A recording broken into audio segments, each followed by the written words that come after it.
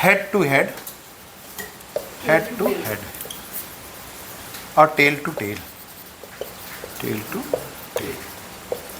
यानी गाय यहाँ की जो व्यवस्था है ऐसे आपने देखा होगा, है ना। तो ये गाय है, मान लीजिए ये गाय है, ये गाय है, ये गाय, तो एक दूसरे की तरफ मुंह करके खा रही हैं, तो एक दूसरे को देख रही हैं। इसका कुछ फायदा होता है और कुछ थोड़ा सा इसके वो भी होते हैं, सीमाएं भी होती हैं। तो हेड टू हेड में क्या होता है कि गाय को भी बड़े ध्यानपूर्वक जो गौपालन करते हैं वो जानते हैं कि गाय समूह में खाना पसंद करती है। मतलब आप सेपरेट करके खिलाओ। जैसे एक भैंस आई थी, तो भैंस खा नहीं रही थी बहुत दिनों से, तो हम अलग बांधते थे कि भैंस है भैंस है। तो जो भैंस वाले से ख़रीदा उसको बुलाया, तो उसने कहा भैया सबके साथ खिलाओ। तो डंडा एक तोड़ दिया गया भैंस का, बीच में चूँकि उसकी सींग थी, पार्टीशन को तोड़ा गया और साथ में बांधा गया। देखा देखा धीरे धीरे धीरे करके खाने लग गए। यानी पशुओं को, उनको भी झुंड में खाने की आदत होती है। तो क्या होता है कि हेड टू हेड देखने से आपस में वो देखभाल करते रहते हैं, एक दूसरे को पहचान जाते हैं। तो जब ये इकट्ठा होकर के रहते हैं तब फिर एक दूसरे को मारते पीटते नहीं तो कुछ दिन मारपीट करते हैं। वही पशुता वाले भाग हमारे अंदर भी रहता है, मारपीट हम भी करते रहते हैं।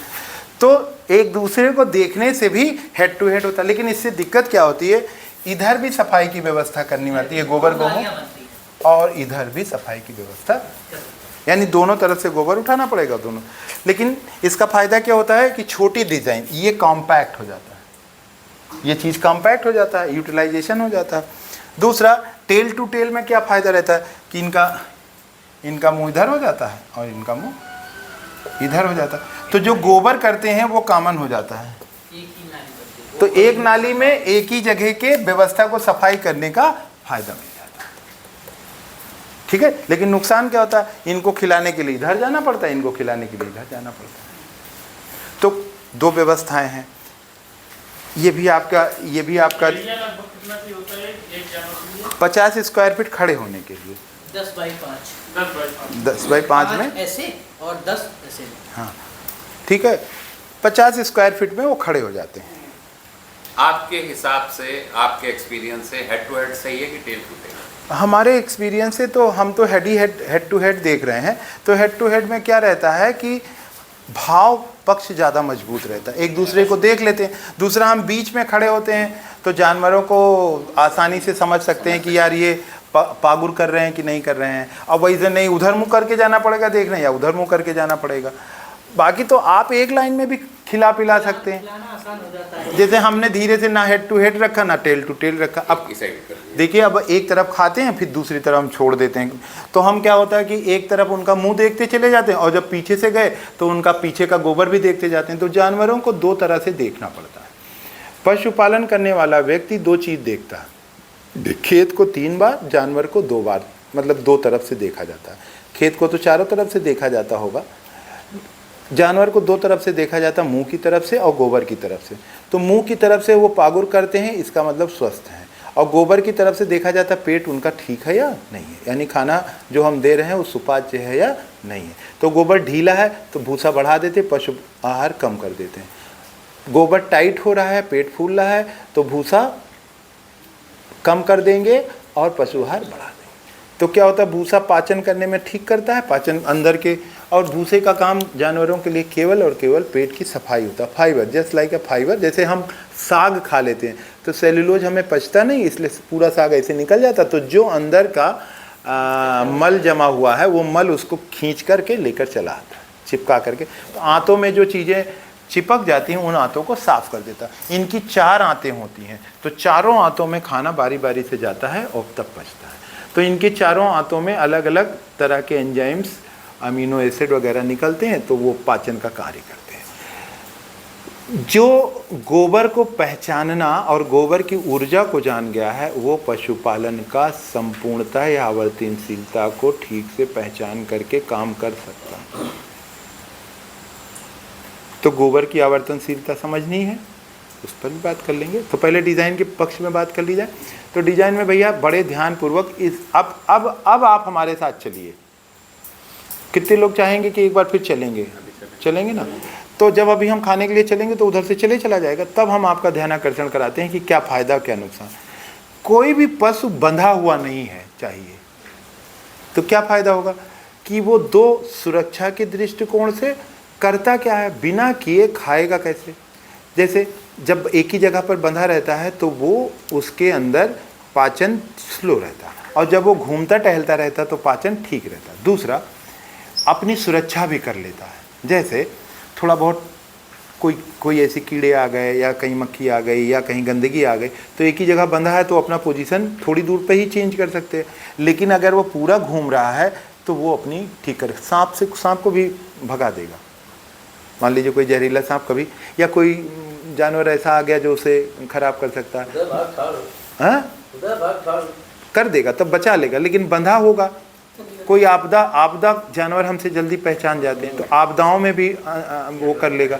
मान लीजिए आप सो गए बड़ी गहरी नींद में, बड़ी तेज पानी का बौछार आ रही है, तो गाय के लिए बड़ी दिक्कत है, वो गीले में नहीं बैठेगी, तो वो साफ स्थान सेट कर लेती।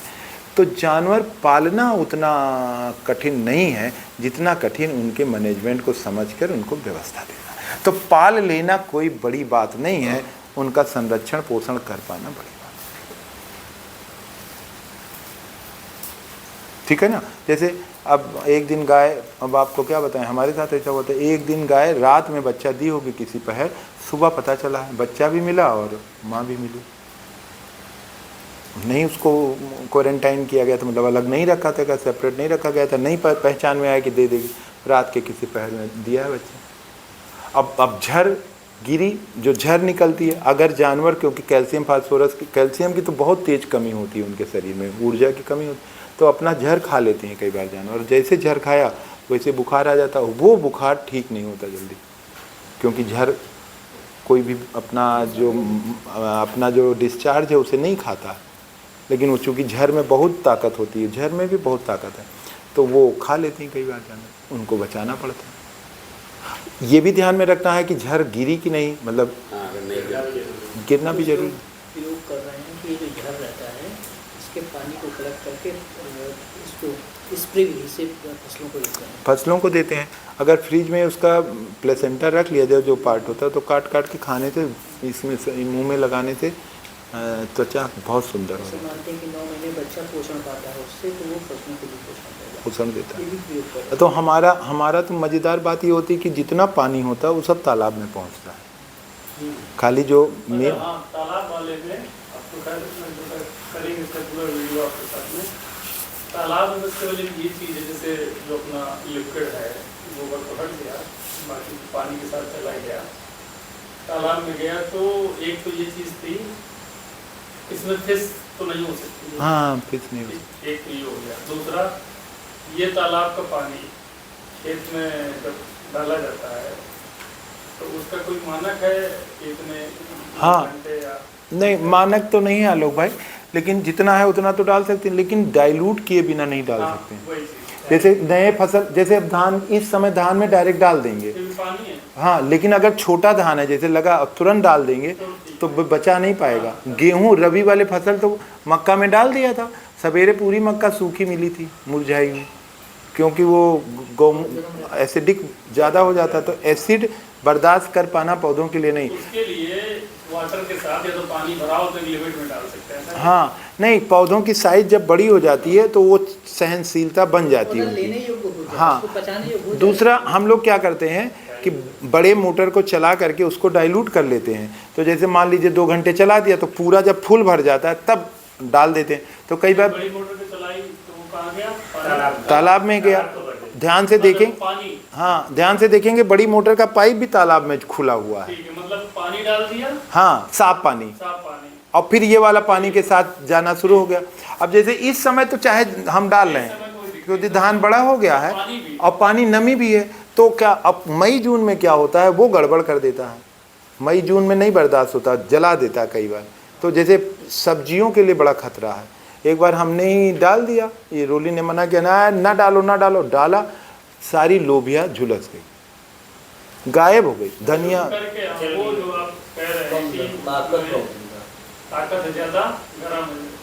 एसिडिक होता है ज़्यादा, तो उसके लिए वही वाटर के साथ, हाँ, उसको उसकी एसिडिक कम करने के लिए, जैसे नहीं होता है एंजाइम्स में 20 गुना पानी मिला लेते हैं, मान लीजिए कोई जीवामृत ही बनाते हैं तो 20 गुना पानी मिलाते हैं, या कोई चीज़ छिड़काव करते हैं तो 20 गुना पानी, 15 गुना। ठीक है, एक प्रयोग है। दूसरा, इसके पानी से उत्पादन कितने % लगभग, कुछ आइडिया लगा है कुछ ऐसा?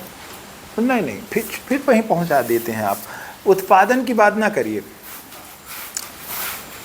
हमारी दृष्टि में होना क्या चाहिए, दृष्टि क्या होनी चाहिए, मतलब हमारी सोच क्या होनी चाहिए। नहीं, सुन तो लीजिए, अभी आप की बात पर आ जाएंगे, फिर बात हो जाएगी। एक तो डिजाइन से आप लोग गायब हुए हैं। ये इतना स्थान है, मान लीजिए जमीन है, ठीक है ना। अब इस खेत, इस मिट्टी की उत्पादन क्षमता हमारे पूर्वजों ने बता दिया है। गांव के बहुत सारे लोगों से बताया, तो पूछेंगे तो आप बता देंगे कि जैसे मिश्रा जी से भी पूछेंगे तो बता देंगे हमारे यहाँ 1 एकड़ में इतना धान होगा, ठीक है। तो एक चीज़ और ये कहेंगे, हम इतना लेते रहे थे, पूछिएगा तो बताएंगे हम पहले इतना लेते रहे थे।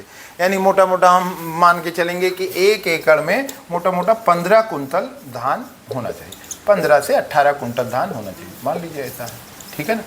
तो इसे कहते हैं ऑप्टिमम प्रोडक्शन। ऑप्टिमम प्रोडक्शन माने युक्त उत्पादन, इसे कहते हैं युक्त उत्पादन। यानी ये प्रोडक्शन मानक प्रोडक्शन है, इतना होना चाहिए। तो अब तालाब का प्रयोग करेंगे तो ये मानक उत्पादन होगा, उससे ज़्यादा थोड़े ले लेंगे ज़मीन से, है ना। अब इसका प्रयोग नहीं करेंगे तो या तो मानक से कम होगा, और मानक प्रयोग करने के लिए या तो यूरिया DAP डाला ज़्यादा भरेंगे। तो हम जब भी उत्पादन करेंगे, तो जब वो वीडियो में लोग घुसेड़ते हैं कि 1 बीघे में हम इतना ले लिया, तो जैसे लगा था कि खोद के ले ली नहीं क्या, या कोई चीज़ पर। तो क्या होता है कि 1 बीघे में या 1 एकड़ खेत में उसके उत्पादन की क्षमता है ना, उसमें उस 1 एकड़ में जितना कार्बनिक मैटर है, जितना पोषण तत्व है, उतने ही तो दाने में बदल के हमें दे देगा, ठीक है। और फिर वही सिद्धांत दूध वाला, जर्सी गाय का दूध और देसी गाय का दूध वो 20 साल देगा, और क्या फायदा होगा, पोषण युक्त होगा, और उत्पादन बढ़ा देंगे तो धरती खेत भी आधे समय तक देगा, उसके बाद खेत देना बंद कर देगा। तो क्वांटिटी बढ़ेगी तो क्वांटिटी और क्वालिटी का अपोजिट रिलेशनशिप है, बस ये चीज़ को ध्यान में रखना है, ठीक है। तो ये डिज़ाइन वाला जो पक्ष है, तो हम 50 स्क्वायर फीट पर अपना बनाए। कुल मिलाकर के बहुत बड़ी गौशाला बनाने की जरूरत। जो यहाँ पर एक बात बता दें, हमारी जब भी गौशाला का जब निर्माण होता है, जैसे 5 गायों से शुरू करेंगे तो 5 गाय इक्वल टू 5 बच्चे भी होंगे, तो ये बढ़ता हुआ धन माना जाता है। तो तुरंत कितने हो जाएंगे, एक ही साल में 10 हो जाएंगे। तो जब भी गौशाला का प्लान करें तो हमेशा 20 गायों की, अगर 5 से शुरू कर रहे हैं तो भी हम 20 गायों तक का प्लान किए, ठीक। तीसरा डिज़ाइन का क्या पार्ट है भैया, अभी हटाइए बस, नहीं दिमाग से चला जाएगा। पहली बार तो हम डिज़ाइन पर आए हैं, अभी फिर कर लेंगे वहीं यहीं पर, फिर आ जाएंगे उत्पादन वाले पर। हमारे यहाँ 14 लोग गौशाला संभालते थे, 14 लेबर, पूछ लीजिए किसी से भी, ये इतनी बड़ी गौशाला थी, 14 लेबर संभालते थे। मेरे समझ में नहीं आता था, आज 2 लोग संभालते हैं। तो क्या होता है कि आप अपनी गौशाला के ही नज़दीक, जितना नज़दीक हो सके उतने ही नज़दीक अपना भूसा और अनाज गोदाम रखिए, ठीक है ना भैया। तो जितने नज़दीक भूसा और अनाज गोदाम रहेगा उतने ही ज़्यादा क्या होगा, समय बचेगा। उतने ही नज़दीक चारा काटने का प्रबंध रखिए, जहाँ ट्रैक्टर खड़ा है वहीं पर चारा काटने का सब व्यवस्था हम कर दिए हैं, बस खाली काटने वाली मशीन नहीं आनी है, तो चारा काटने का प्रबंध हो जाए। अब क्या लोग भाई हम सोच रहे हैं, हम ये सोच रहे हैं कि इतनी बड़ी गौशाला है तो भूसा भी वहीं रख दें, तो भूसा लाने के लिए भी इनको नहीं चलना। तो जितने ही हमारे साथी को कम चलना पड़ेगा उतने ही क्या करेगा वो, अरे यार फिर सब वहीं पहुंच जाते हैं, समय बचेगा, तो क्या करेगा। हाँ, तो हमरे लगे बैठे का टाइम नहीं, देखो कोई कहाँ आ रहा है, हम चाहते हैं काम करके वो भी आगे बैठे। ये ऋषि पकड़ता वो बढ़िया है। तो क्या हो रहा है कि अभी हमारे साथी काम करके फ्री नहीं हो पाते, वो 5 बजे से काम शुरू करते हैं और 11:30 बजे तक हुचुर पुचुर करते रहते हैं, तो उनको नहीं समय मिल रहा है हमारे पास बैठने, तो हम उनका अगर समय काट लें तो भी मौज मस्ती में आएंगे, बैठेंगे, आओ मट्ठा पिया जाए और बैठो और सुनो। तो हम किस भाव से कहते हैं आओ सुनो, और क्या वो कुछ ना पकड़ पाएंगे? हमसे अच्छा पशुपालन बता सकते हैं, है ना?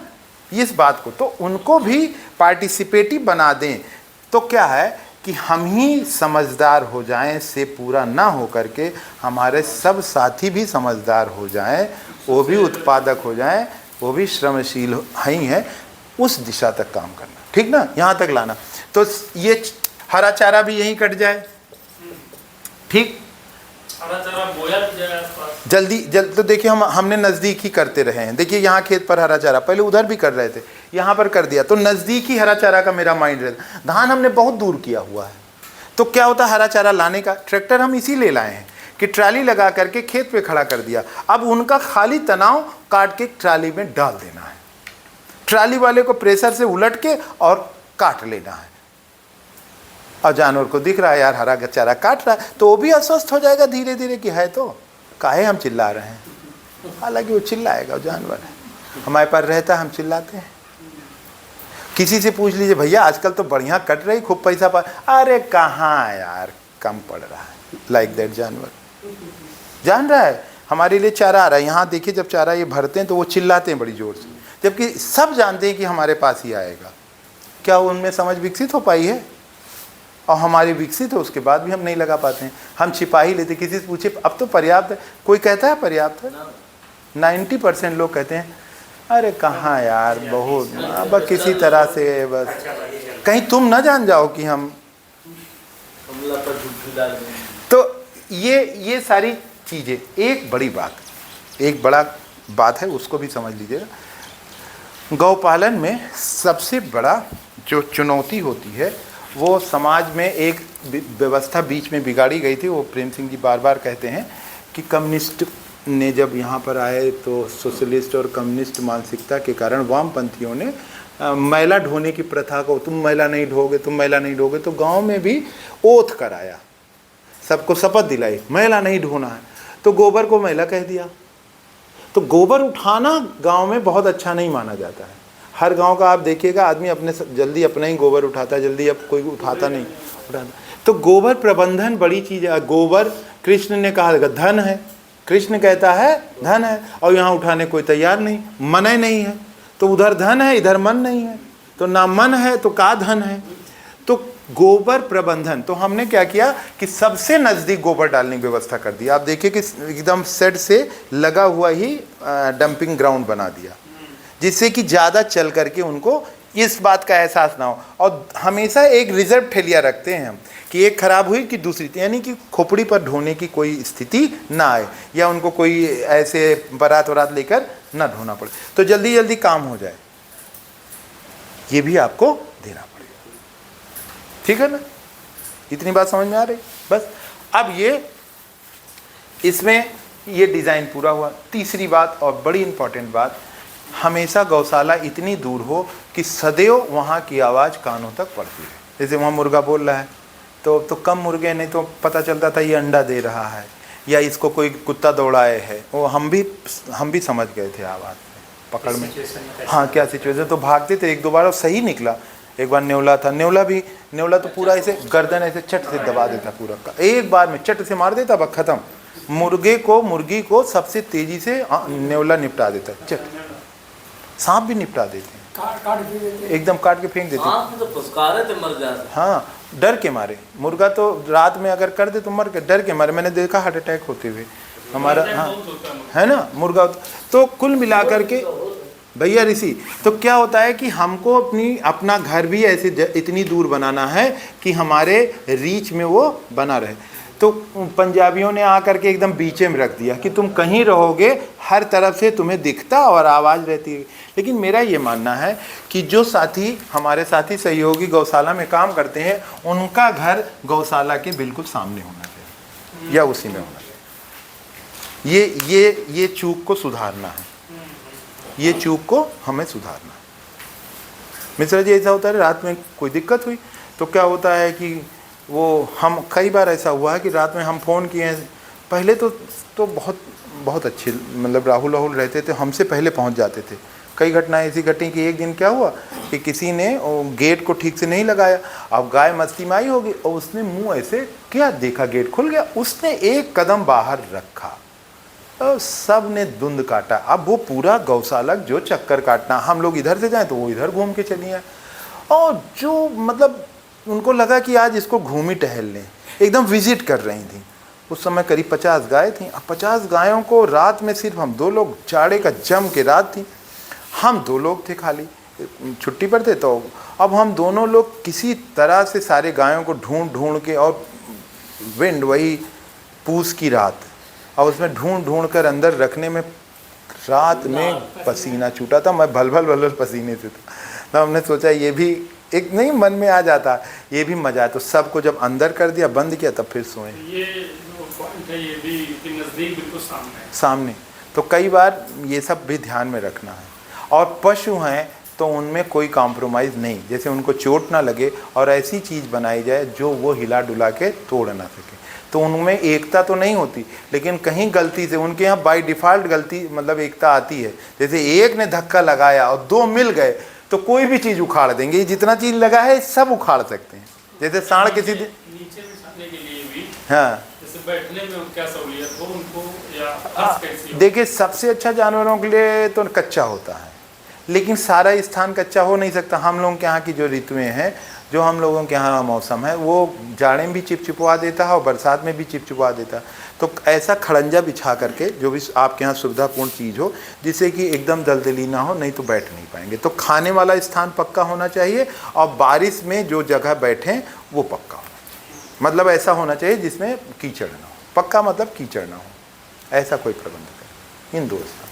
ठीक है भैया, ठीक रवि भाई। अच्छा, ये भी रहता है क्या कि वो मुंह किस तरफ हो, ये वाला डिज़ाइन देख लीजिए, एकदम परफेक्ट है। अगर पूरब की एक रोशनी भी जाएगी तो लास्ट तक चली जाएगी। तो जो गौशाला का मुंह हो हमेशा पूरब की तरफ रहेगा, तो वो फ़ायदा रहेगा। और जाड़े में पछुआ से भी गर्मी आएगी तो पछुआ पौन भी अच्छी रहेगी। लेकिन जब गर्मियों में पछुआ चलती है तो वो थोड़ा सा कम करेगी। अब इस सेट की एक फ़ायदा है कि पूरब की रोशनी आती, लेकिन दक्षिण का पूरा धूप इधर आती। तो इसीलिए आप देखिए दक्षिण में हमने खूब पेड़ लगाया, आप ध्यान से देख रहे होंगे, तो दक्षिण पूरा पैक होता जा रहा। तो जितने पेड़ ऊपर होते जाएंगे उतनी ही व्यवस्था ठीक होती जाएगी। तो ऐसा करें कि पेड़ों की व्यवस्था पहले कर लें, फिर पशुपालन की व्यवस्था रखें। पशुपालन फार्म डिजाइनिंग का पार्ट है, तो उसमें भी आ जाएगा। हमेशा बाकी नॉर्थ में रखा जाए, उत्तर में, यानी जहाँ आप बैठे यहाँ हमारा गौशाला होनी चाहिए। गौशाला उत्तर में, इधर, हाँ, उत्तर में, और रहना पूरब में हमारा होना चाहिए।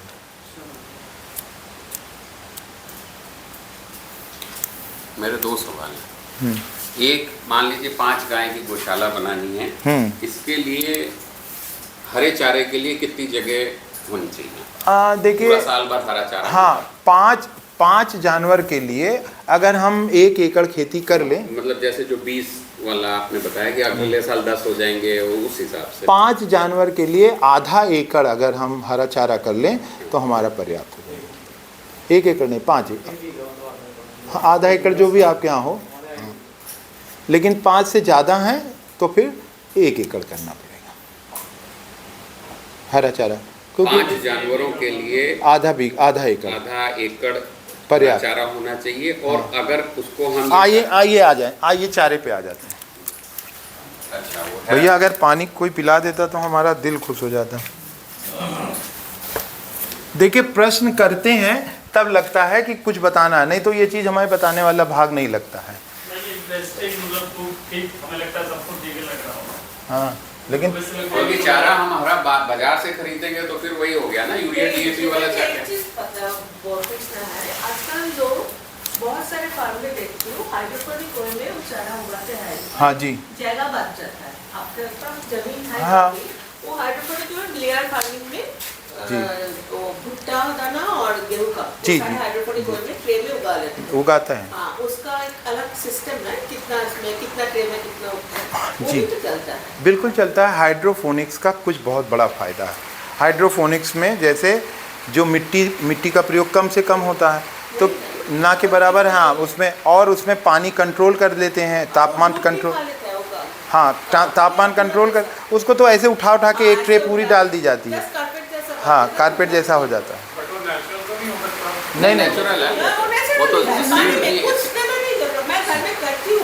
लेकिन उसमें फिर जो अगर हमारा लक्ष्य क्या है, नहीं उसमें लक्ष्य क्या है उसके ऊपर है कि अगर हमारा लक्ष्य दूध है तब तो हाइड्रोपोनिक सही है। अगर हम हमारा